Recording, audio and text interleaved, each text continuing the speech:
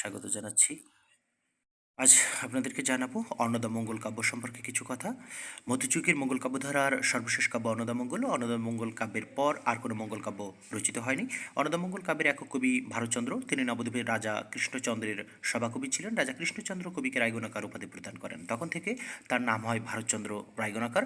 ভারতচন্দ্র 1760 সালে মৃত্যুবরণ করেন। ভারতচন্দ্রের মৃত্যুর পরের বছর 1761 সাল থেকে আধুনিক যুগের সূচনা।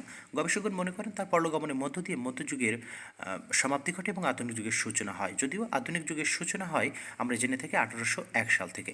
মধ্যযুগের শ্রেষ্ঠ কবি ছিলেন ভারতচন্দ্র। তাকে মধ্যযুগের নাগরিক কবিও বলা হয়।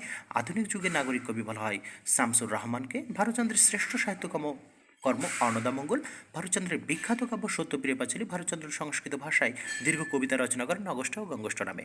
অন্নদামঙ্গল কাব্য থেকে গুরুত্বপূর্ণ কয়েকটি কোটেশন। নগর পুরিলে দেবালয় কি এড়ায়, কড়িতে বাঘের দুধ নিলে ভাবিতে উচিত ছিল প্রতিজ্ঞা যখন, আমার সন্তান যেন থাকে দুধে পাতে। অন্নদামঙ্গল কাব্যে মানসিংহ ভমানন্দ উপাখ্যান থেকে নেওয়া। দেবী দুর্গা অন্নপূর্ণা বা লক্ষ্মীর কাছে এই মিনতি করেছেন ঈশ্বরী পাটনি। দেবী দুর্গার স্বামী ছিলেন শিব। অতি বড় বৃদ্ধপতি সিদ্ধিতে নিপুণ, কোনো গুণ নাই তার কপালে আগুন। কুকথায় পঞ্চমুখ কণ্ঠভরা বিষ, কেবল আমার সঙ্গে দ্বন্দ্ব অহনিশ। দেবী অন্নপূর্ণা স্বামীর ব্যঙ্গ ছলে প্রশংসা করেছেন ঈশ্বরী পাটনির কাছে। উল্লিখিত বাক্যে বিশেষণের অতিশায়ন হয়েছে।